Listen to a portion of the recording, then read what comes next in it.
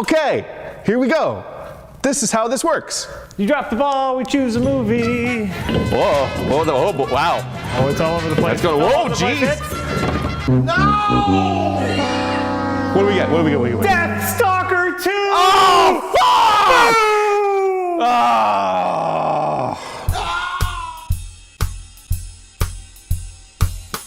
Deathstalker 2, his battle isn't over yet. Because there's a 2. Oh dear. Wait, we need to remember what happened in Deathstalker 1. Rape. Besides that. Whimsical rape. Okay. Puppet guy. All right.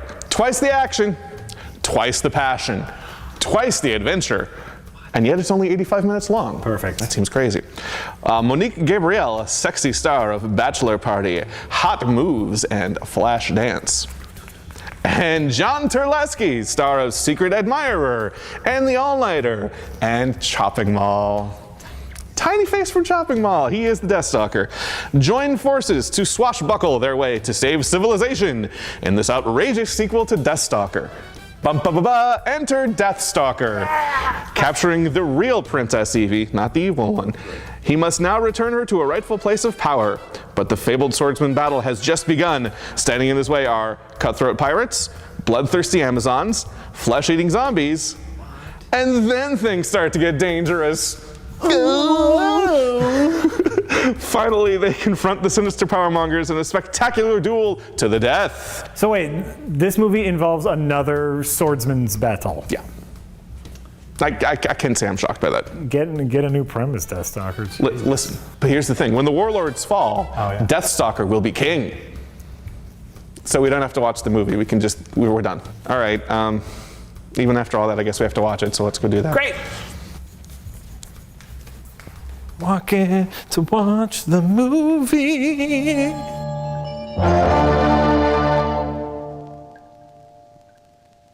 that where she keeps it? Guys! I'm not dead. It was just insurance fraud. Fine, yeah, we're watching Deathstalker 2. Just sit. Go. Look at that. Did they rape yet? Which way, oh mighty oracle? Why did they call you the Prince of Thieves? Because of seal shit. Which way?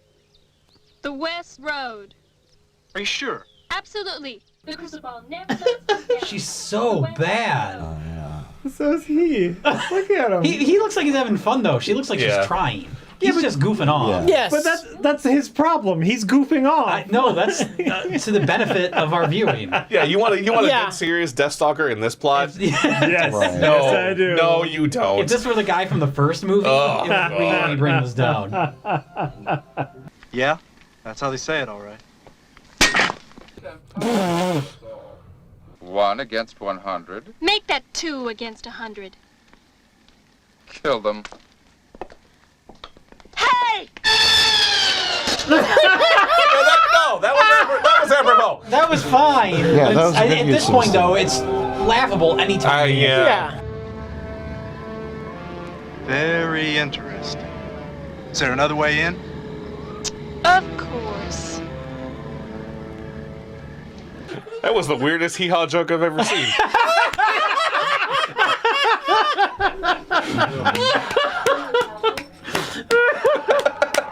The next movie we watched, everyone, was Deathstalker 2. Deathstalker as well. Deathstalker also. I'll have my revenge, and Deathstalker 2. What? What? Wait, we got a title drop. His name is Deathstalker 2. No. T-O-O. T-O-O is what that was the joke. Jay, I know you're a big fan of the Deathstalker series. So if you could, please describe for us Deathstalker 2. What was the plot of Deathstalker 2? Well, we have a new Deathstalker who's played by Tiny Face from Chopping Mall. Yeah, From the director of Chopping Mall. And Deathstalker teams up with a woman who is clearly a professional actress. She's very good. Give me a break. How's an oracle supposed to make a living? She's very, very good. And all of her lines are the best. Yes. This is bad. This is real bad. The princess is being imprisoned by Jarek. She may be the best actress. Did she win an Academy Award for Eat Deathstalker shit, 2? Meryl Streep. Deathstalker 2 is where it's at. She's the princess of some kingdom, but her clone has taken place as the princess, and she's like a peasant woman now. Not the other movie? No. No. They're mildly similar, which means that you will confuse them endlessly. And both had lightsabers. At least I have that. No. They didn't know. No. Both of their performances make this movie. Yeah? Deathstalker because that actor could not care less. Now, would I do a thing like that? Come on, let's go find that horse and get the hell out of here. And he is having fun. And her because she is trying her hardest and failing as hard as anyone could possibly fail. But I am a princess. Or I was. Jerk made a double of me, put her on the throne, and seized the kingdom. It's amazing. It's amazing. So they team up to get back to her kingdom so that they can take down the clone her and the people that have put the clone version of her into power. Yeah, she's under the control of John Lazar from Beyond the Valley of the Dolls. This is his happening and it freaks him out. Exactly. Yeah. Evil sorcerer Jarek. But this is the most amazing thing about this movie is that Deathstalker has grown as a character. In the first movie, he was A-okay with rape. Here, he's only kind of okay with punching women at first. Only when they deserve it. Only when they deserve it. He's okay with womanizing, but not necessarily rape. Not full-on rape. Or hurting, yeah. But the best thing about this movie is that there's no rape, right? You're the one that's gonna be sorry. Let's get her. There's some assault. A little assault. A tiny, There's an attempt at rape. There's a pinch of Three assault. guards try to rape the princess. Yeah. It's shot we actually likened it more to like a Three's Company, where it's like it's shot 70s flat. It's just flat, even lighting. Well, the big the big day and night like shocker was that big King Arthur's court scene, like where in Deathstalker 1 it was like a horrible orgy. Yeah. And this one it was like the PG version of a XXX film. It was like a children's television show. And it was shockingly different. The only thing that looked moody was when they cut to footage from the original Deathstalker.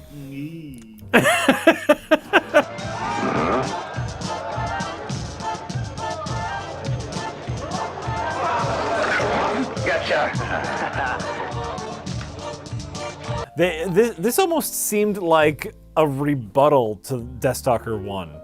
Because part of the plot of the movie is Deathstalker having to answer for his crimes against women. Yeah. Your legend precedes you. Your exploits as a womanizer are well known in these parts. Well, I am more of a lover than a fighter. I hope not. Huh? For some reason, they had a wrestling ring. Amazon's had a wrestling ring. It's anachronistic. That's the thing. This whole movie is who cares? Yeah. This is the lead actor saying who cares? This is a shit movie. This whole thing is Deathstalker 1 made some money. Let's slap together a sequel. Sure. You have to buy your clothes at a special store? Although, that's fair though. You can't use fists when you're wrestling. Josh, one of the funnier moments during our screening was someone said this feels like a Mel Brooks film because they're like these are my hitmen, and it's like guy. That's right, the guy with the eye patch. Yeah, We get a flat dolly shot. Flat one dolly, person, next character. Trucking shot, left to right. Yeah. From this guy to this guy to this guy, and then the last one is the comedy punch, and you called it. Oh, yeah? Yeah, I've got just the butchers to do it. Say hello to Crazy Otto Rheingold, the Mad Russian. Hello. Wait, he's the Mad Russian? The Lemurian massacres that killed hundreds and left. No, this is a Mel Brooks movie. Yeah, it has a Mel Brooks feel to it. On the Genghis Khan strike force, part-time consultant to Attila the Hun. Next, John the Baptist Bombasso. Like the next one would be wearing all pink and be flamboyant. Yeah, the last one has to be a joke. Yeah.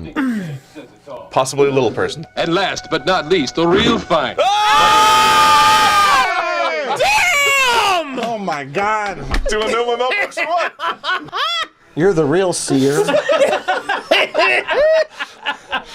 It almost felt like a flat-out comedy. Yeah. That was one it of was the very few... self-aware. The very beginning of the film, we watched it and it was so bad that we thought they were going to pull back to reveal a Hollywood set, and that Deathstalker was just an actor, like that scene in The Rocketeer.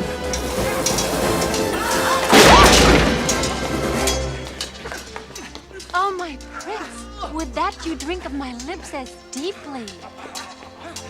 Cut! Back to first position.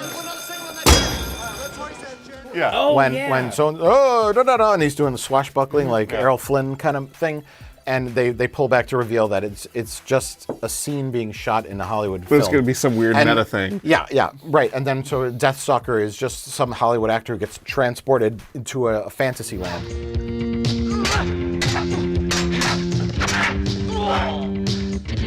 Oh, is this gonna be some kind of stage? No, No, it this feels is the like movie. it feels like that. yeah. The sound he's an design actor. for the Yeah. sword hitting. Those look like practice swords, like they're fake. Yeah. Rich, you might be right with your theory. Whoa! Hey! Stage play? That it's part of a No, I think this is the movie. Wow. The realization set in that is the actual movie. This is the that film. we're watching. We thought it was a recreation of a phony Hollywood production, but it was real. Oh, my a princess? Would that you drink of my lips as... But we saw heavy influence from outside sources. What was popular in the mid to late 80s, the opening was a Raiders opening where he steals a jewel, so very self-aware.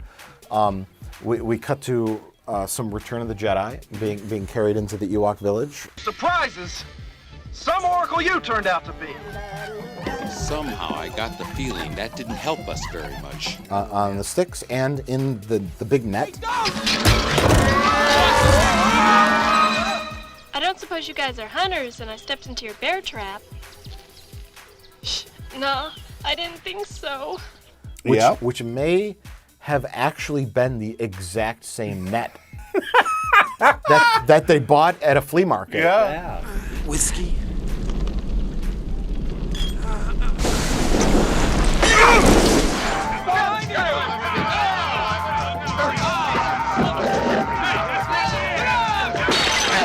So Deathstalker goes in the mausoleum, and the door closes on Lady, and then he talks to Sorcerer. Yep. And Sorcerer says, "Ooh, I'm gonna use my magic," and that makes zombies come out of the graves. I guess. And also makes the mausoleum walls close in with spikes. Yep. Like Haven't seen that before. A very similar film, Goodfellas. That scene where Joe Pesci. Oh, yeah. He crushes his mafia opponents. The wig maker. Yeah, the wig maker. He Yeah. puts him in that thing, and then Just like. Told you I had a surprise. you get him, girls. Yeah. Fuck him up. What are you doing? Some dancing. Having a dance time. I hear some music starting. I'm really feeling this movie. And explosions too. What? Lightning? It's Zeus. It's Zeus. Well, there's a big battle at the end. Let's talk briefly about the big battle at the end. A lot of lightning. Oh yeah, that's never explained. Where did the lightning come from? We were speculating that the Amazonians were asking Zeus to help them, but they weren't. This is not overt at all. They weren't, and they weren't technically Amazonians. They were just like female There's warriors. warrior women, yeah. Right, you just class them as Amazonians because that's what we're used to. My guess is that they had some pyrotechnics left over. They were using them, and then later on in post-production, they said, This doesn't make any sense. Put some lightning bolts in there. Because this is the movie where the band of bounty hunters were firing explosive arrows Yes. at Deathstalker and the lady on the horse. So things were blowing up. Yes. So we've established the production does have pyrotechnics, and they had some left over. Yeah. And so they're like, Well, put them in there. Hey, put them in there. And Oh. then, wait, why are things blowing up? I don't know. We didn't Lightning. get any shots of archers with the exploding arrows. Right. Damn it. That was lightning another bolt. thing. After lunch, they just forgot about it because this is a who cares movie. Yeah. Listen, Whatever. we already blew up a little person. What more do you want? Yeah.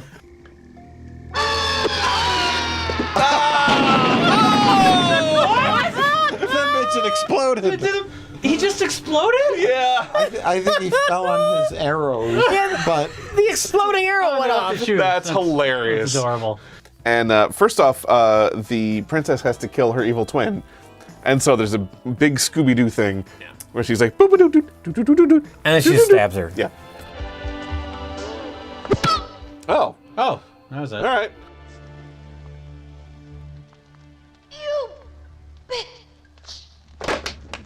You know, I thought they were going to do the switcheroo at the end. Oh, that's too clever. Not in this Deathstalker. Yeah. what was Jarek's goal? What was his main villain plot? Oh, he wanted to retain control of the kingdom by making the evil princess stable and be able to kill the good princess. Because there was like a thing where like one of them they both had to be alive, and he was like, I just need to make a couple more. So he wanted his evil clone to retain the throne. Yes, and retain power.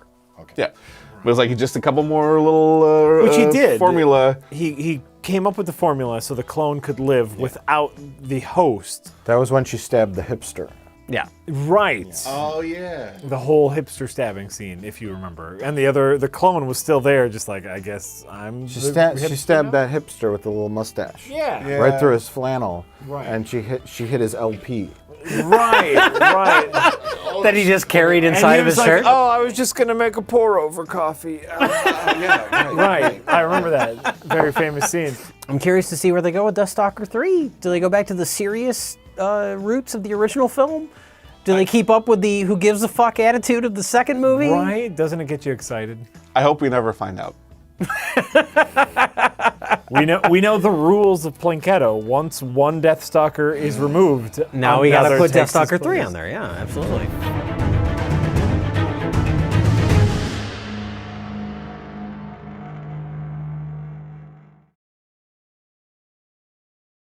Okay, so on what has been the low point for best of the worst? I'm gonna say this was the most confusing. So Mike. Oh God. You just because you're closest to me. Yeah, I've been thinking about it. What's the best of the worst, man? I know you're gonna ask me that question, and I mean that's the show. So because it lacked the frustration of the first one and the last one, I think I have to go with Deathstalker 2. I liked the cavalier attitude of the actors. Fuck it. And the director and the writer and everything about it. Yeah. It's challenging like to discover what their motive was, and same with this. Yeah. And so it's a really tough decision because Nail Gun Massacre had some fun stuff in it, and this had some fun stuff in it, but I think overwhelmingly, now that I think about it, really hard. If I were to pick a best of the worst, it has to be Deathstalker 2. Yeah, it's a hard-fought battle, but the movie... This doesn't seem hard to me. The thing that, and you're probably going to agree with me in the long run, but like the one that acted most like a movie that I could watch from beginning to end was Deathstalker 2. But Deathstalker 2 had all those things you look for in what we call film. It's a movie.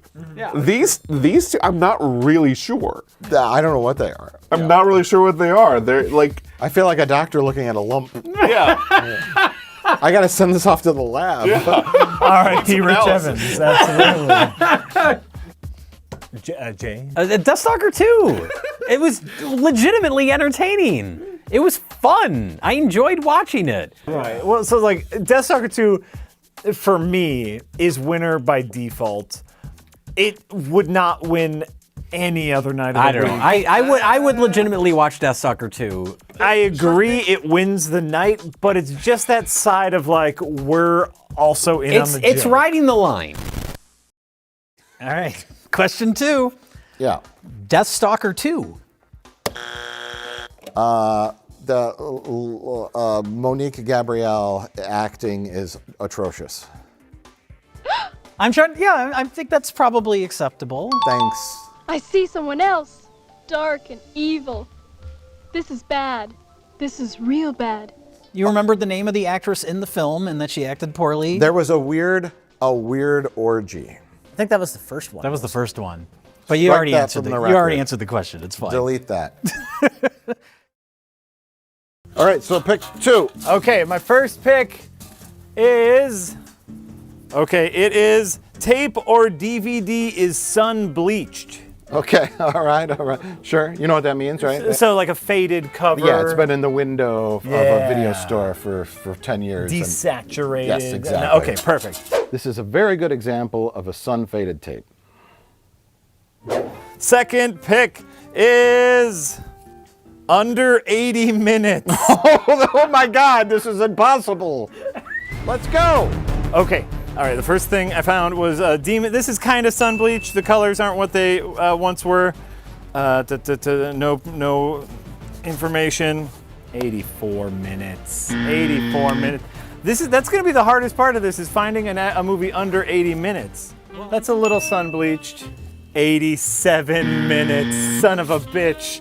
Wait, check that one that I found before. Oh, right. Great Skycopter Rescue. I see it right there. Where are you looking? Well, oh, there it is. That's very sun faded. 1 hour 36 minutes. That sounds like 90 minutes to me. That's 96 minutes. That doesn't count. Don't they have to be over 80 minutes to be considered a movie? Isn't that what it is? Sword of the Valiant. That looks a little sun faded. What are you? Look at these guys. They look fun. Oh, Jesus Christ. 1 hour 42 minutes. No, that's way too long. All of these covers look great. Oh, Quest of the Mighty Sword. That looks great. That is very sun faded. 95 minutes, son of a bitch. Tales of the Unknown. That looks pretty. 87 minutes. What about 2020 Texas Gladiator? Where's that one? Right there. What do you see? Yeah, it's like, imagine the covers of these tapes are like avocados. Okay? This does not look like a movie I want to watch, though, I'll be honest with you. Maybe you should try finding a movie that's under 80 minutes and then like going outside and living in the sun. Maybe that would work. Silk 2. I have one that's under 80 minutes. Really? Yeah. I don't like it, but I have. Wait, okay. Silk 2. The sequel to Silk, which is one of the only movies we ever abandoned. That actress was the terrible lead actress from Beastmaster. Not Beastmaster, Deathstalker 2. Oh. Stalker? Silk 2 is 1 hour and 16 minutes, making it 76 minutes. And look at that cover. That looks pretty sun faded to me. We'll call that sun faded. 7 minutes, 14 seconds. What do I win? Oh, nothing. It wasn't time?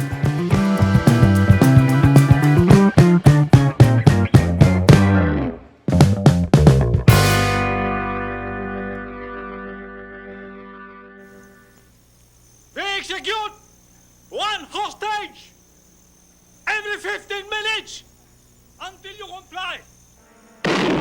Oh my God! Oh, yeah! Holy shit! What the hell are you doing? What has to be done? That's what got her the Deathstalker role right there.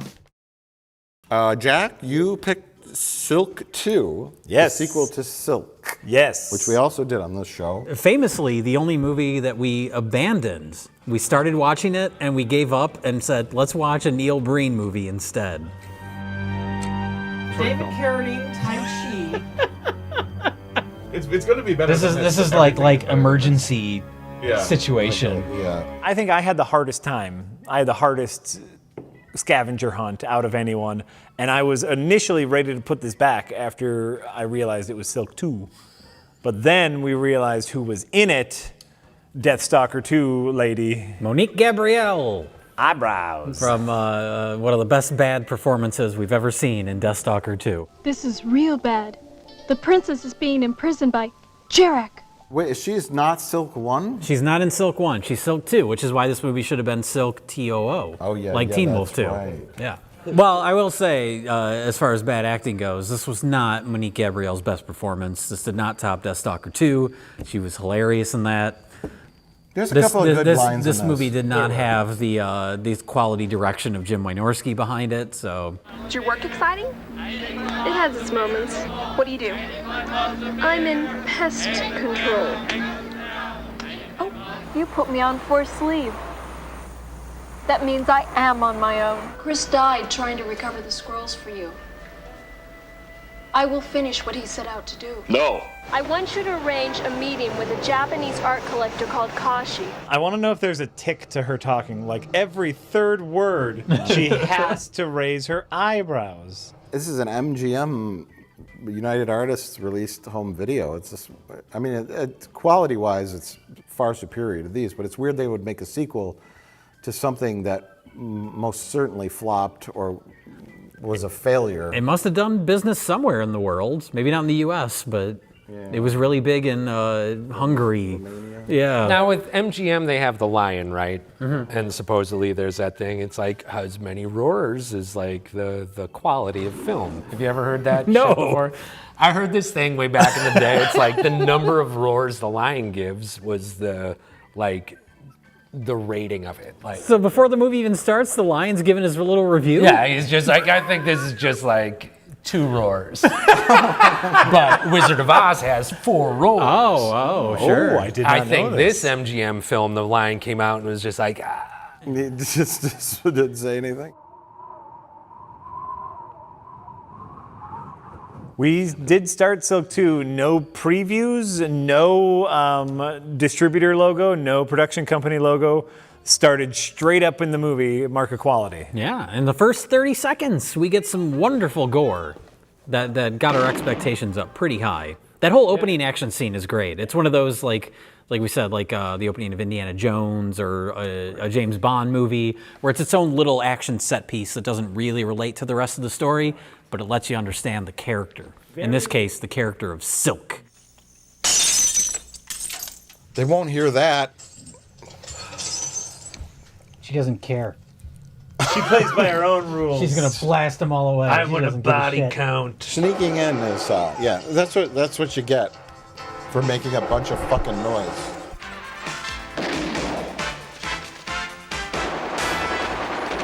At least she's got the infomercial music playing during an action scene. This is Couldn't like ask for more. live every Tuesday night. Laurie and Friends. It's very Cobra. Yeah. Where our Silk goes in when the captain says don't do it, but she plays by her own rules. You see it. Did she Was that her? Yeah.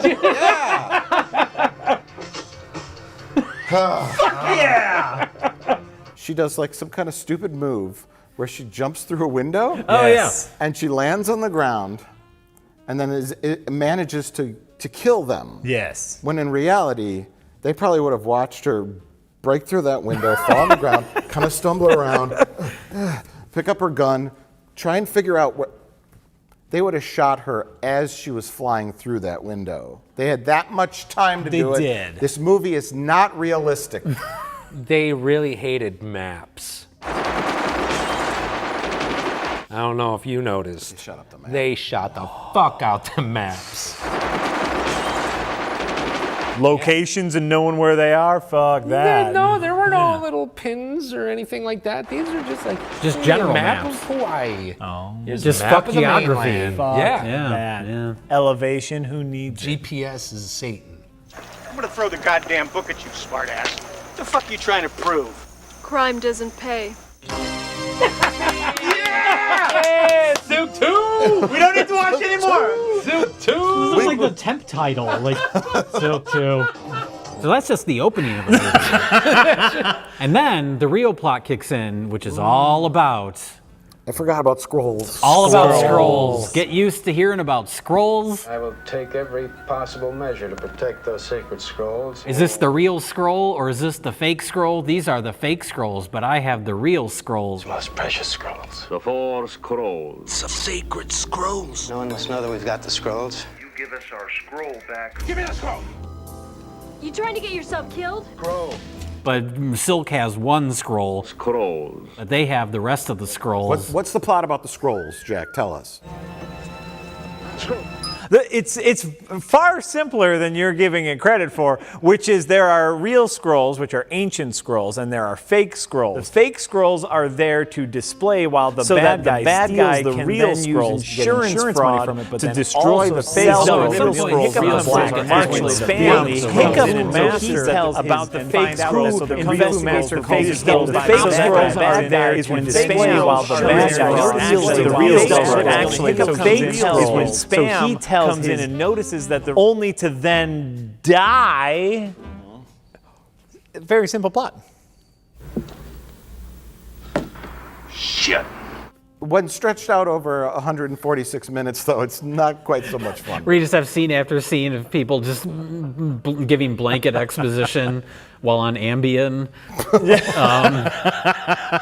Kashi! Is it really you, you old bandit? It is me, old friend. Last night, a very precious shipment arrived from Hokkaido. The 4 scrolls of the Temple of Immortality, which was in transit to the Gish Museum of Oriental Arts in Kona. Can you talk faster? Some youths, I knew I could depend on you.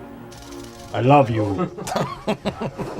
It was what, 76 minutes long?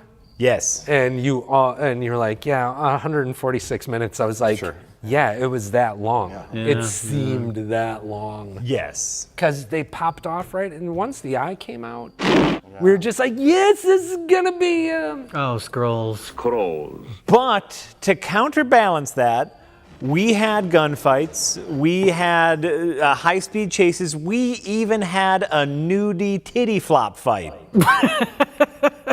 Yes, yeah. That was a little unexpected.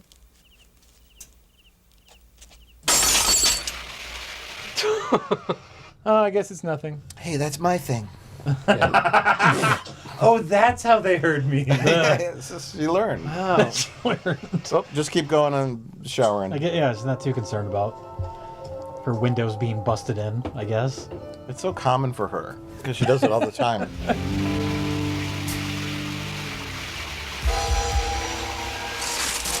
Oh, my knife!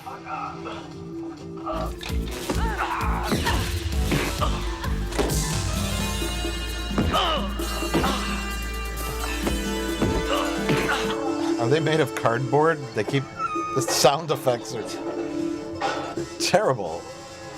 Whoa.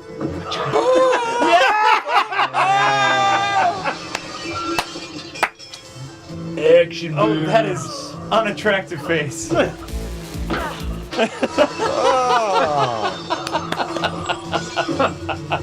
This is my favorite movie of all time. This is so great. I'm excited. Killed him with a kick out the window. He died. Yeah. Gosh. Oh, he died from that? Yeah. They covered him up. It was that violent. It was all over the place. In slow motion. It was still this fast. Oh, yeah. It's very similar to the Viggo Mortensen nude shower fight in Eastern Promises. Yeah. Very right. Very, very right. They're pretty much the same movie. Really makes you think. Yeah. That Silk 2 also should have won an Oscar. Fucking Viggo Mortensen's balls were all like... Yeah. See, he went all out. She was trying to be like somewhat modest. And then at some point during the fight choreography, she's like, they're just going to come out, so I guess I'll just deal with it. But Viggo Mortensen, no robe on him in that movie. Balls a flapping. Yep. Death is a turn on? Huh? Segue. Come again? Death. 10 years ago, my parents came to Hawaii to escape the growing crime rate in LA. They thought it would be peaceful here. Shortly after we moved here, 2 men came into their store and shot and killed him.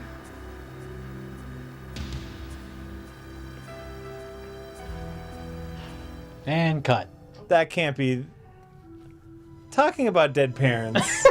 No. Not even a transition. Like, not even a change in the conversation. Right. No. My parents were murdered and my partner was murdered. Let's fuck. My parents were shot in the face. Let's fuck. Yeah. Tell me more sad stories. Who else do you know that's dead? Died in front of me, and when he took me to the zoo, he had a heart attack. Oh. This isn't even soft focus. What is this?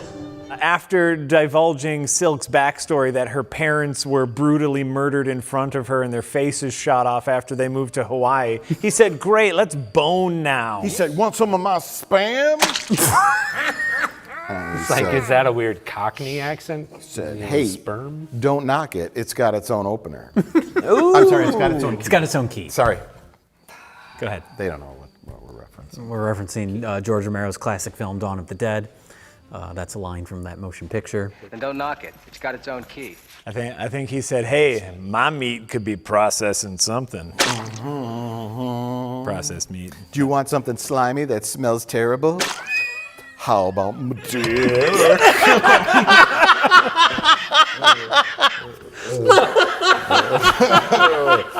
No, enough with the spam jokes. Enough with the spam jokes. Well, the important part is that sex scene, I hope somebody got fired for this blunder because the camera fucks up. Yes. The lens is fucked up. Something's fucked up. It's like the film's loose in the gate, and it's all. Yeah, did they try to put extra blur on it to make it look stylized? I don't know. Yeah. Well, and this is one of the big nude scenes. This is the most important scene in the entire film from a production standpoint. Oh yes, from a selling it. Yeah. Not the character. No. In terms of like, this is why a movie like this exists. Oh, it's all fucked up. What do we do? I guess this is all we got. Blur it, make it look artistic, like it was intended to be that way. Right. You know, soft focus. Just can we go softer? Can we go softer? And as we talked about during the screening, it was like, oh, well, why not reshoot something like this? That costs money, that costs time. Our actress is like, yo, you want me to be nude again? That's going to be extra money. Oh, I guess we'll just release the messed up version. But I think they did a really good job of peppering in those action sequences. I'm going to bring up my favorite action sequence in which Silk and partner have to stop the robbery of a knick-knack shop. Please have your wallets, purses. Oh no, it's Frankenstein! This is a stick-up. At the Pearl Harbor Memorial Gift Shop. Get back. Get in. Over there. They're at the USS Arizona Memorial. Yes. It's that thing that's above the ship that sunk in Pearl Harbor, and there's a gift shop. And robbers rob the gift shop, which I'm sure is just bursting with money. They were only there to steal the koozies. Like, oh, my beer's gonna stay so cold. They just wanted some t-shirts. Yeah. I visited an underwater grave of dead World War II soldiers, and all I got was this t-shirt. Why is there a gift shop there? Anyways.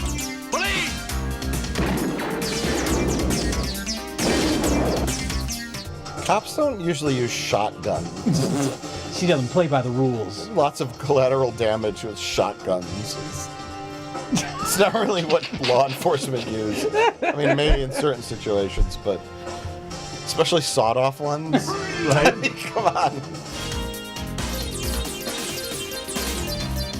Ooh, someone paid their keyboardist a little bit extra right there.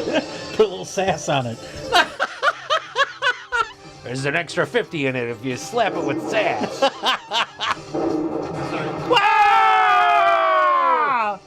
The amount of damage she's causing far exceeds what was in the register at the gift shop. But the action scene ends with her killing a man by drop kicking a Jeep. Yeah! Wow! That's the greatest movie ever made! Kicked him into a brand new scene. It's too quick though. Like immediately when she hits him, it cuts to the next scene, and the next scene is like 5 seconds long, and then it cuts to another scene. Well, she jumps in the air, and then she turns into a man in a wig, and then his foot goes through the window, and I'm guessing like immediately after that he like fell off awkwardly. Or something. Yeah. So they use every last frame. And I know I've seen that stunt somewhere before, and I can't think of where, so I'm gonna have to research it, and I'll drop the clip in here. I want to say it's like a Jackie Chan movie or something. Oh, sure. Needless to say, Silk 2 does it better. That should be the tagline for the movie. You like your sex scenes in focus? Fuck that. Silk 2 does it better. The other thing to talk about, the other thing of note of Silk 2 is in action movies like this, you got your action star, you got your goofy sidekicks. Generally speaking, they meet in some sort of natural fashion, or have some sort of past relationship that would figure into them coming along onto the adventure. So we already know Spam's working for Kung Fu Master. He's obviously invested. But then we have wacky college girl. So what's their relationship? How far back do they go? 0. Well, they met on the plane. To a flight. Yeah. To the main island.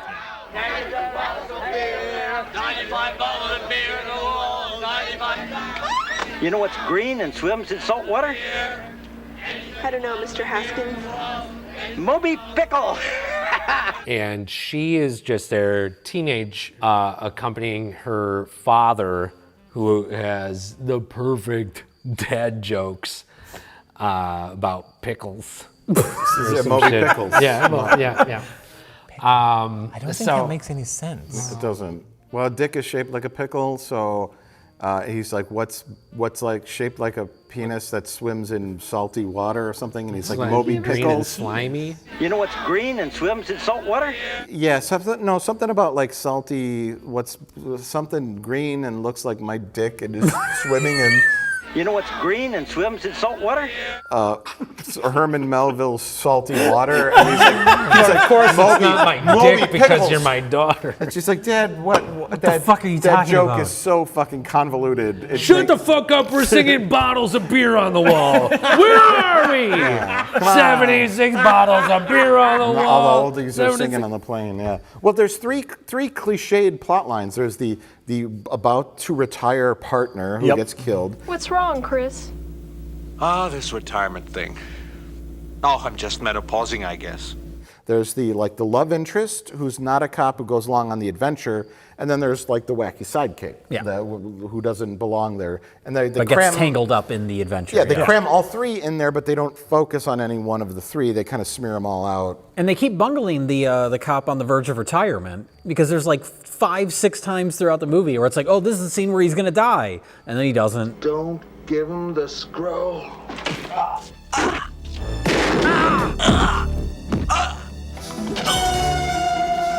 He's like O.J. Simpson in The Naked Gun. He just keeps surviving. And then he drives directly from getting stabbed to trying to take out the bad guys on a boat where he actually died. No, but he doesn't die there. No. That's the thing. You're like, this is the scene where he's going to die. Yeah. And then he doesn't die. You never told me retirement was gonna be like this. It's a bad movie. The only other thing to talk about is the end shootout scene at the museum. The museum that holds nothing but flower pots. What? Yay! I thought he was gonna bash him over the head or something. Dumbass. It's a priceless vase.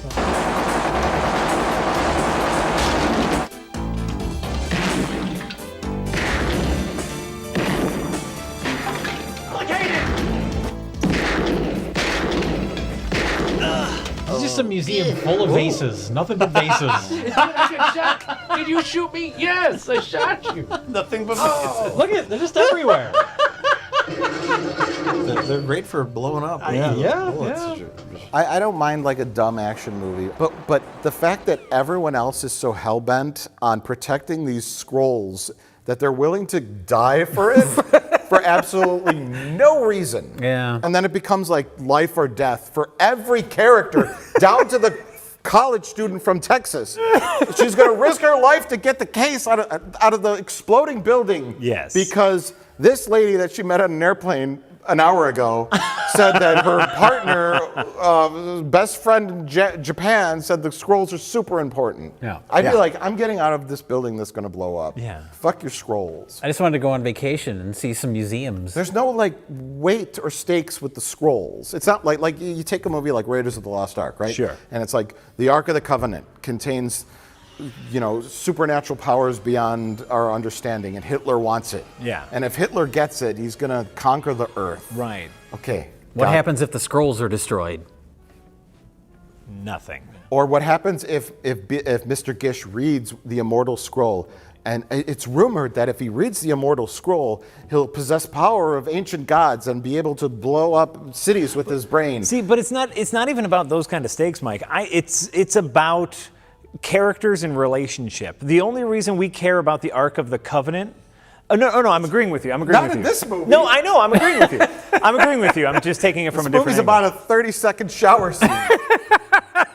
That's what it's about. And floppy titty fight. 45 seconds. Let's not forget about floppy titty fight. yeah, Please. 46 seconds. 46 seconds. We timed it. Okay. You could dismiss the scrolls or accept them and the stupid plot with the scrolls if, say, Silk and Spam Guy had a really fun relationship, a great on-screen chemistry, and they developed a fun romance, and we really cared about them as characters. Yes, the movie's just devoid of anything. 100%. But I'd squibs forgive and it all gunshots. if the action was fun.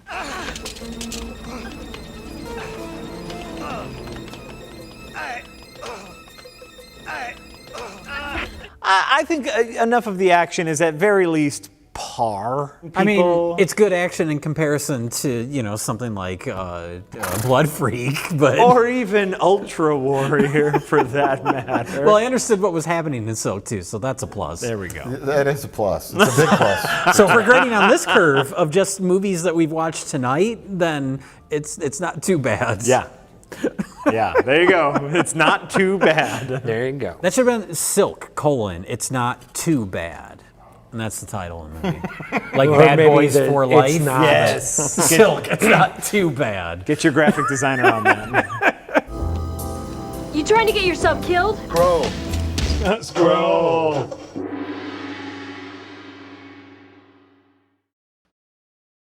All right. Well, now we pick the best of the worst. Jesus fucking Christ, I don't think there is one. But I'll start on my left this time. Oh, fuck! Jay. Well, it's definitely not Silk 2. Silk 2 is mostly boring. Ultra Warrior is fascinating, but I'm going to go with Blood Freak. It was a breath of fresh air as far as the types of bad movies that we watch on this show. That's fair. It was a little window into late 60s shitty Florida. And so it's just a guy in a turkey head costume. He's just wandering around with a shitty head. Tim? Guy in a whoa, hey, what about you? Because I know what you're going to say. Yeah, you know what I know what you're going to say, so I'm going to Tim. Yeah, Because I didn't know why you weren't doing you. Oh, yeah, you would be next. I don't have one. Oh, you abstain? Yeah, but you Let gotta. me think about it. Okay. I got to think So about I'm going it. to say Silk 2, just because it's like there was like, but Ultra Warrior had the You didn't give an answer. You Dracula. I know. Silk That's 2, just he goes, like, this is how I do it. It's like, Okay. but what about Freak? So what's your pick? Give me a You're like second. trailing off. Jesus Okay, well, while Christ, he I'm not thinks about trailing that, off. we'll go to me first, because you all know what I'm going to say, which is one. You said Silk 2 is the best film you've ever seen in your whole life. In my whole life. Yeah. I think Ultra Warrior does need special recognition as a dissection project. We've never seen anything like it. It is very, very special. But like you got to reach a certain level of bad movies before you can take it. Like that's not an entry level bad movie. No. Yeah. That's something very, very special. Silk 2, yes, it was a little boring, but boobs, full frontal, and you know what? I'm gonna say pretty good action. Pretty good action. And some spectacularly bad You're acting. channeling your inner Marge Simpson. Good enough action for best of the worst. Some bad acting. Out of these, Silk 2 gets it. Blood Freak. Yeah. I did say You said Silk Silk 2 first. Are you sticking with Silk 2? I'm going to stick with Silk 2. Why? I thought like somebody was not pronouncing a word correctly, but I'm like, maybe the name is Gish. Gish. It's like, oh, Mr. Gish. That's what the Smashing Pumpkins named their first album. Yes, after. yeah, I was going to say that. Billy Corgan saw Silk 2. Silk 2 is like, I think I'll stand there. I'm gonna make that my first album. Gish is there. Hold on, Mr. Corgan, I'm recording. Oh, now. Gish, I can do that. You sound nothing like Billy Corgan. Oh, from Gish. You listen to that. Oh yeah. I have, yeah. All right. So 1 is Silk, 2 is Ultra Warrior, 3 is Blood Freak. Everyone behind your back, think what Mike's gonna pick here. Okay. Oh. Because I know what he's gonna pick. All right. All right. So now everyone hold up your fingers, and then Mike say it out loud without looking at our fingers. Okay. My pick for best of the worst is American Cyborg. Because it was the shortest film that we watched. No, I'm kidding. You fuck knob. I'm kidding. Yeah. I can't pick American Cyborg. It does not count. I'm really torn. I hated this. I respected Silk too because I understood what was happening. Yeah. But at the same time, the word scrolls comes into my head. It's a sacred scrolls. The 4 scrolls. And I fucking hate the movie because of the scrolls. Very fair. And Blood It's very Freak scroll focused. was so bad. I also hate it. But it was like the opposite. They're like inverts of each other. This makes sense, like you could understand what they're doing. This is like nonsensical. I gotta go with Blood Freak. Oh, I didn't see that coming. No. Because it's so gross, and I want to have a shower after watching it. It's like one of those disgusting, 70s movies where you're just like, what's wrong with everyone? Yeah. This Well, it has that kind of homemade regional feel to it, where Silk 2 is like a professional movie. It feels like a movie. This that's is like incompetent. some weirdo made this. It feels like it's something weird. Yeah. Well, Josh, that was something. Why don't you tell us about our next movie? Well, I have it right here. It's called Evil Toons. Nice.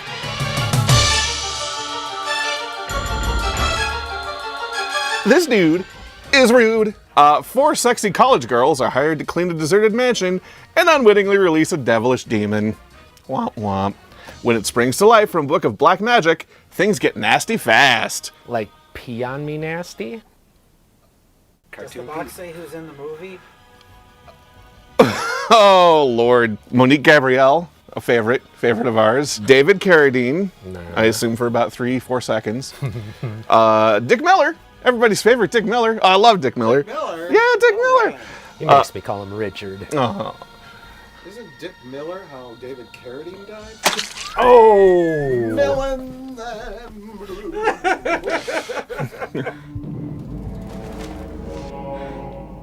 Well, I'm too scared. My brain won't work. I've been there. That is a great bit of dialogue and acting in combination. I'm too scared my brain won't work. Where are we going? No, Harold Ramis did it better. Sorry, Beckman. I'm terrified beyond the capacity for rational thought. I'm too scared. My brain won't work.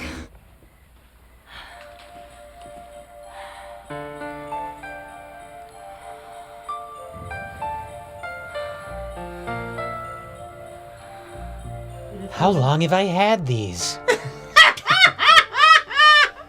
I'm so ashamed of my giant boobs. What? Evil Toons? I thought you said evil tits! Evil boobs. Evil boobs! We're gonna have to remake the entire movie.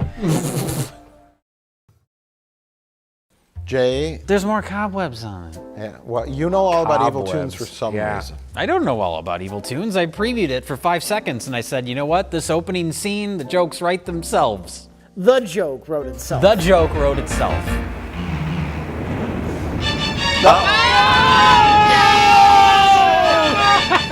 Too soon! We're gonna pan over, there's gonna be some Vaseline on the table.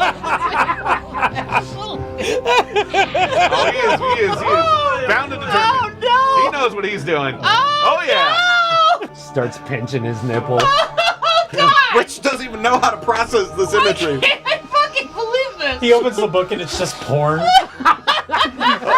He starts Here we go! Oh, yeah! Oh, yeah! The joke hanged itself. I know a lot about people involved with Evil Toons that made Evil Toons. Why don't you tell us all about Evil Toons then, Jay? Okay, well, Evil Toons is Evil Toon. It should be called Evil Toon because there's only one. This little guy here. Look at the back of the box. This is as shameless as it gets. It's just like, look, there's ass in this film. I mean, I guess that's appropriate because that's the movie. Yeah. 4 sorority girls get hired by our good friend Dick Miller to clean up an old abandoned house. And Dick Miller, who has the highest of respect in old house cleaning society. I am glad you didn't say he has the highest amount of respect for those ladies. Oh no! Oh no! The amount of him shoving that cigar in his mouth as he gawked upon or oogled. I don't understand. He just hired these sorority girls to clean the house. Why are they all getting loaded up into his creeper van and getting dropped off at the house? So they don't have their own. They can't leave. I guess that's the setup. A lousy $100. You'd think there'd be an easier way to earn some spending cash. There is, but you have to beat around the bush to get it. And how? What does she mean by that? Just keep pulling out the Did stuff. Ernie Johnson write this? Saying that you understand the game, and I can get the hell out of here. So yeah, so they get hired to clean this house. They get to the house. David Carradine in the opening scene, in a foreshadowing of real life, hangs himself. And then the little magical talking Necronomicon book that he has disappears. Well, I'll be back. And then later that night, the college girls clean for approximately 2 seconds, and then David Carradine shows up at the door and he gives them the book for reasons that are not clear until the end of the movie, where they are also not clear. The fireplace, we can burn it.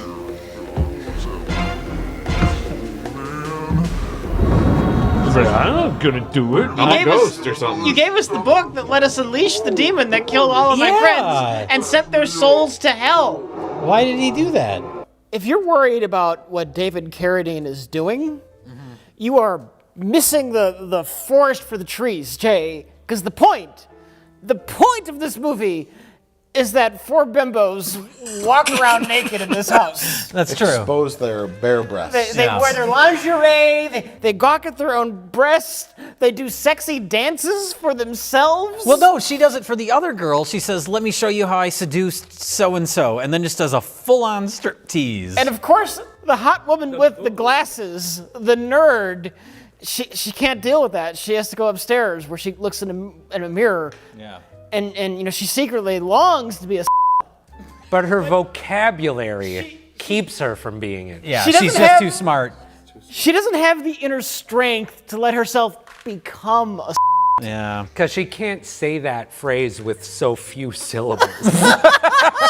Which is an arc that is never achieved. I was going to say, what's the payoff to this? Where she says, I want to be more open and free and sexual, but I'm so nervous. What's the payoff, Rich? Oh, the payoff is she looks in the mirror, takes her top off, and stares at her own breast longingly. But that's the payoff. Well, no, that's in the first half of the movie. This comes back later in the movie, right? At the climax? It has something to do with the ending of the film? Yeah, full circle, like. The climax happened years later in a hotel in Bangkok. Stop it.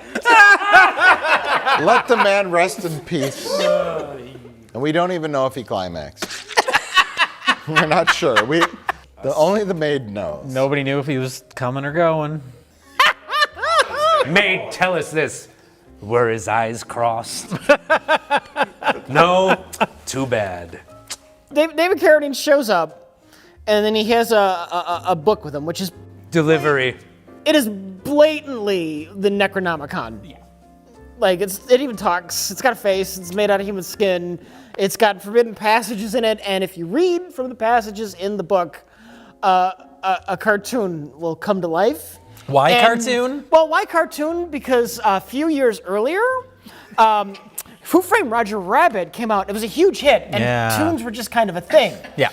And Toons mixed with live action. Yeah. So a cartoon comes out of the book for about 2 minutes, so you can contractually fulfill the contract of what the name of the movie is. You're not lying to the audience. There was an evil Toon. Technically, there was an evil Toon.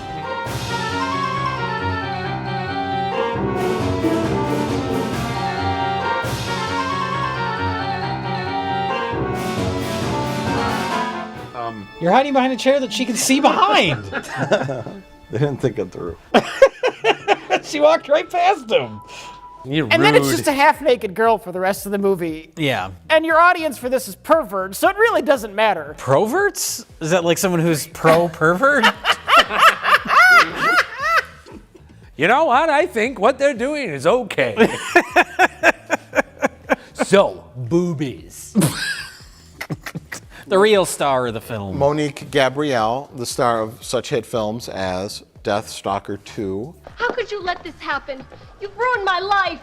And Silk 2. Silk 2, one of the best actresses of the modern era. She's becoming like the star of Best of the Worst. Every time she makes an appearance, she just lights up the screen. 2 headlights. And it's fitting that I'm here seeing evil Toons, and the last Best of the Worst was with Silk 2. Yeah, that's right. Yeah. So, like, I get a double dose of Monique. A quadruple dose, really. This is real bad. God damn. You see, 4 scoops of sugar make the medicine go down. You know, the funny thing with this movie, and that's something we should discuss, is that it is very tongue-in-cheek and self-aware. Yeah. And This is which is both a good thing and a bad thing, because we like movies that just fail.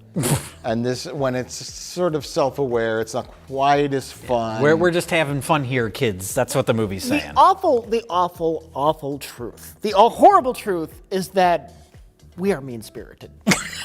we are mean-spirited assholes, and we are here for fucking Schadenfreude. All right? And bad movies aren't fun unless the person who made them tried. Okay? And this movie is very deliberately silly. This movie is like yeah. definitively cheesecake. It gets sillier as it goes along. When we get to, like, I think you said it at one point, it's almost like Abbott and Costello in like a haunted mansion. Yeah, because they're going up the stairs and they're all lined up one after the other. The overacting. The soccer moms. What's gotten into you? Yeah, did you penalize him 5 yards for an illegal use of hands, or was it backfield in motion? No, too long. Too long with your quip there, lady. The soccer moms. Yeah. There's the soccer sexy college moms. girls that all look like moms. The one who wanted to was having Biff come over. The second introduction of a swole face in our evening of Just his face mostly, though. he never misses face day. Yeah. But her trying to open the bottle of Boone's Farm, thinking it has a cork. Yeah. Right. Yeah. Which was bizarre. I didn't Very know if that was bizarre. a joke or but whatnot. I mean, yeah, but it's just, is that padding of a film? Is that I think there's a we lot gotta of reach padding. a time. Yeah. She kept falling back and her legs would go up in the air. It happened in the kitchen, happened in the living room, and Lots underwear of shots of changed. her in particular out of all the girls in the movie. We're gonna get the cartoon go awooga wooga, aren't we? Oh boy. it's gonna happen. It's gonna happen. Yay! He did it! You made the call, Jay. He did the thing. Lots of shots of her. She was kind of the star. Yeah. Not Monique Gabrielle. That's why or she's the- on the cover. She's on the cover, y'all. yeah. But she goes from being like good to possessed to dead. Not possessed. She gets raped by the cartoon, Okay. and then she's just dead. And then the demon cartoon character takes her her form. Yes. Is what happens. Bert, honey, Yeah? where you going? Out. I gotta go check on those broads I left at the old house. Something funny's going on there. But Bert, it's Friday. So what? I gotta go. Bert, Friday night. Oh, is that what it is? Oh, I thought it just solar eclipse. Thanks for stopping by, Michelle Bauer.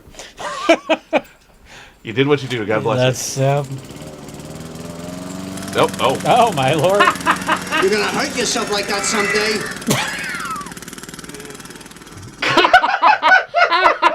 All right, that's fine. Good joke. I like it.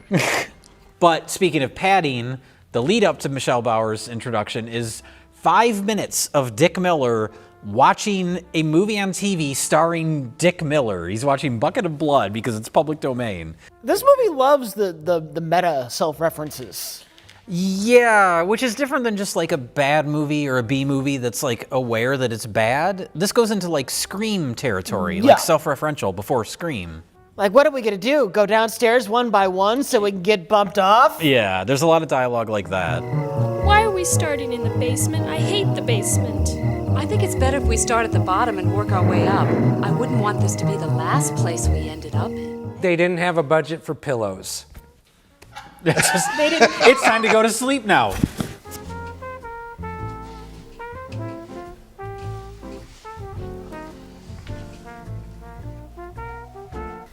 That did not sound like the ecstatic coupling of young lovers to me. Wow, that was like 10 words. She's the nerdy one. Now, is this pre or post Silk? Probably post. So maybe they're just like, we gotta hide your eyebrows. You gotta stop. And so that's why Stop they with the gave her eyebrow big- acting. Yeah, so that's why they gave the big frames. There you go. Because no matter how much she moved her eyebrows, they were hidden behind the frames. That's a good theory. That's yeah. a good theory. That's a Thank pretty you very solid theory, much. yeah. Who turned on this ominous red light? Who turned on this ominous green light? Sat on Dick Miller. This is Dario Argento's basement. They cleaned a little bit. They moved a couple A boxes very little around. bit. They moved some empty cardboard boxes In a from one basement side that's of the full of basement cardboard boxes. to the other side of the basement. Yeah. Which made effectively no difference in how clean the basement was. But they did something. Yeah. It uncovered the pirate's chest, Yeah. which had the book, not the book in it. No, it it had the dagger and Now, did they something not else. see It had a skull. the A signs skull, yeah. changing? It's like, please do not open this chest, and then it warped into something else. It's Yeah. like, swear to God, and they're like, what's this? I think that was just a joke for us, because they didn't seem That was to so- notice Yeah, that. that was too silly. But I think the minute they That's- pull out a human skull out of that trunk, that's when you just Smells leave. like somebody died in there. Yeah. You go outside, you walk to the nearest 7-Eleven payphone, and you call Dick Miller and say, We need a This ride." is not worth $100. We found a human skull Yeah. in the basement. We're done. We have some unfinished business to take care of. Right, we got to clean the house still. I want my $100. I mean, I know Dick Miller's dead, but we still have an obligation. It's really awful because they're flipping through the Necronomicon, essentially, and there's like a cartoon drawing. That someone wrote With with a like a big big ballpoint. pen. Yeah. It looks like one of your drawings, and Yeah. that's not an insult. No, I mean, no. But it's like a cartoon. It doesn't look like the Evil Dead drawings. It's not a Yeah. professional, high-end artist No, rendition. and it doesn't even look like a legit medieval weird Yeah. Satan drawing. It just looks like contemporary cartoon. Someone drew it in an afternoon. Like the beginning art in the film had those yeah. really Over the opening cool credits. looking Yeah, creatures. yeah. That's Why like- couldn't they put it on the paper? Yeah, Yeah. That's In like the book. classic. Because That's weird. They couldn't animate that. They had That's to true, animate yeah. something that was really cheap and easy to do and simple. To the point where, why But did a little bit more. It's like I know have what you're about that to why did they even photo. bother with this gimmick? I was just going to ask the same question. What is the connection? Obviously, the success of Who Framed Roger Rabbit. What is the connection? Why not just make a TNA horror movie called Sorority Girl Killer on Cinemax, where a guy in a weird mask kills girls who come to clean a house?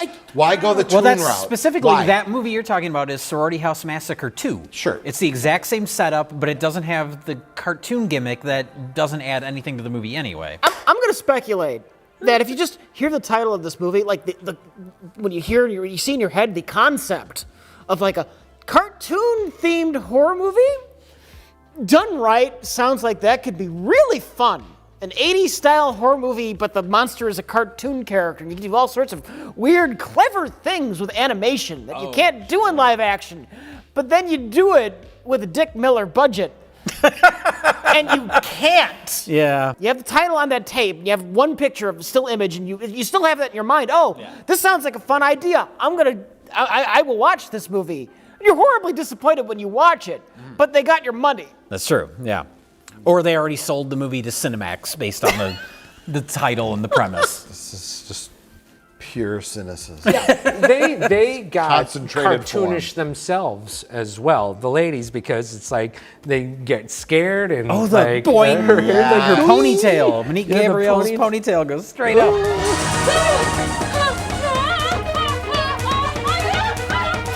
Oh my god. What? Oh my lord! This is nonsense. Little stooges, little rascal shit. Little rascals. Fucking yeah. And that's when you say, like, well, at least it looks like they had fun making the movie. No one's taking it seriously. I'm hating myself watching this, but you know what? At least they had fun. Right, that's the important part. Yeah. They had fun 40 years ago. Yeah. Oh, and then nobody died. And everything that happened, it's like it was all bullshit. Oh, well, we should point that out. David Carradine shows up at the end, and he says, I needed somebody, because I'm a ghost, I needed somebody to read from the book and bring the evil Toon into the real world so I could kill it. You can't stop David Carradine by choking him. Only he can do that.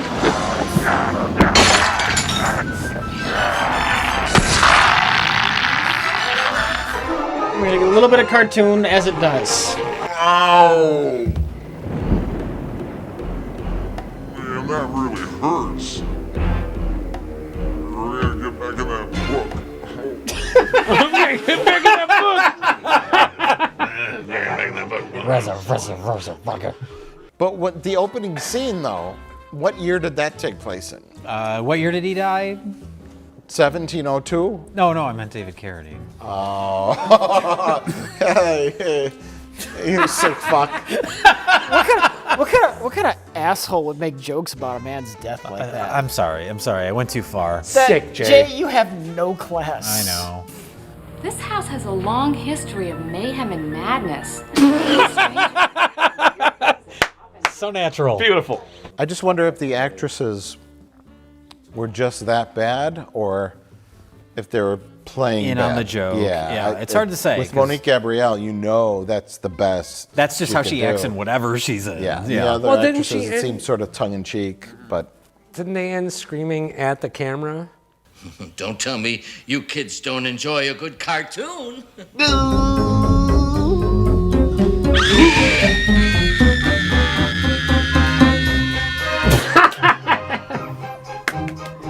Why was the demon a cartoon? Well, we're at the point. We got to pick our best of the worst. It's time for best of the worst. You completely bitched out on the discussion of Night I Killer, did but not you're like- back. Bitched You're out! back for our final ratings. Yes. So we're gonna go around and we're gonna pick best of the worst. Who's starting? Tim, why don't you start? The evil Toons. Whoa, why? Evil Toons, because boobies. Boobies and jokes. Boobies and jokes. You know what? Because Sometimes the that's other enough. shit, it's like I had enough of goo in the first movie. Just give me some nice comedy and boobs and light rape. You're spoken like a true film critic. Some comedy. Hey, you know what? Light rape, that's not too bad for best of the worst. You had Artie Johnson. You had Light watch. You Yeah, had, you just you enjoy had it. the It's Kentucky. fluff. It was the Kentucky Harvester of fluff. That's a Kentucky harvester. It was entertaining enough. You seem to like this movie. I don't know what's wrong with you. There's like an even number of reasons why I love that movie. Raisins? No, reasons. Even number of raisins? Oh, Ernest and Julio Gallo. Riesling. I have 12 Rieslings. Actually. The California No, 8 Raisins? I heard it through the grapevine. Yeah. I heard it through the rape vine. Well, there is a rape seed. Yes, that's why I said rape vine. Are they grown on a vine? Is That there was- a rape fruit? Yeah, that was the joke. Is that If this movie Is had a that baby, Harvey Weinstein Insider magazine? Harvey Wine. Weinstein? No. Grapes. Aged Grapes, when he was rape. old, Yeah. so it was like aged wine. The grapes of rape. The rapes of wrath. The rapes of grath. The rapes of The grapes of Spoonerisms. The grapes of wraith, or the grapes of rape, or the rapes of grath. Who wrote the grapes of wrath? Steinbeck. Steinbeck. Look, Rich has been sitting here so long while you figured this out that he's covered in cobwebs now. I'm trying to search for a joke. It almost looks like you have like a stocking over your head. You want to rob someplace, but it's the worst. It looks like so they got sheer. Mike, do you want to give your best of the worst, or do you want to wait till the end? I'll wait till the end. Thank you, please, and thank you. All right, Rich. Thank you, Rich. Normally, I like it when I see in a bad movie like this could be done better. Like this is a nugget of something, and that's almost Night Killer. Like this is a nugget of an interesting psychological thriller with the woman who falls in love with the killer and she can't remember. But ultimately, that movie's just kind of dull. A little bit. A little bit dull. You leave your opinions in your pocket. Rich is talking. Okay. You shut the fuck up, Rich. Cobweb Man. Cobweb Man, I'm just short of voting for Night Killer. I think I'm going for Evil Toons. Oh, you know, at least it's honest. Yeah. You know? It knows what it is. It knows it's a That's sleazy fair. piece of shit. I'm shocked. That's there to exploit women, and it's just upfront about it, really. And everybody's just having a good time. Everybody's just having a real good time. Despite the lack of tunes. Despite the lack, you know what? Yeah, that's dishonest. That's decidedly dishonest. That is 100% false. Fair enough. But Demons at the Door suck balls, so. You Americans have no, how you say it, balls? So Jay. Well, he's in charge. Yeah. Yeah. Well, okay. Well, my best of the worst, I don't know. What can I go? You want to go before Jay? You can. My best of the worst pick, because what did you say, Tim? Tunes. Tunes? Oh, tunes. your tunes? Yeah. Double Two for tunes. tunes. Oh, I'm Demons for at the Door. tunes. I'm Demons at the Door, full life. Is it because of the soundtrack? That is very underplayed. It's every reason. Every reason why we love best of the worst Give movies. us the second of every reason. What is it called? Demons at the Door. The movie that you just said the title of? It fails in every way. Yes. And the connecting thread throughout all of our films, unfortunately, is women getting their shirts ripped off and their boobs exposed. Yeah. Just for a second, though. Well, horror movies, I'm sorry, but horror movies exploit women and their nakedness. They As can. do action movies. Yes, sure. As do 80s boner comedies. Every movie from 1898 up until 2017 has exploited women. Caveman drawings show rape. Woman boobs show boobs and get raped. Venus of Willendorf. It's that Me look shocking at that wall no more. that Too much. Three Too horror much. films from the last couple decades have exploited women's boobs. Yeah. And that's what happened here. You throw a rock in our movie room and you're going to hit rape. It's just going to happen. Yeah, that's right. Yeah. Clearly, the best film of the night is Demons at the Door. Jay? You know what? I liked all three movies. I think more so than everybody else. I thought they all had their positive qualities. Evil Toons, standard B-movie stuff. It's got a great Chuck Serino score, who did Shopping Mall and Beastmaster or Deathstalker II. Quality score. It's good stuff. It's standard B-movie stuff. But my best of the worst is also Demons at the Door. Because, maybe for different reasons than you, It's rare we agree on I best of the worst. know. But I admired their ambition, which made their failure more entertaining. The fact that they said, you know what, we're going to shoot this whole movie in my dad's basement. We got some brick walls.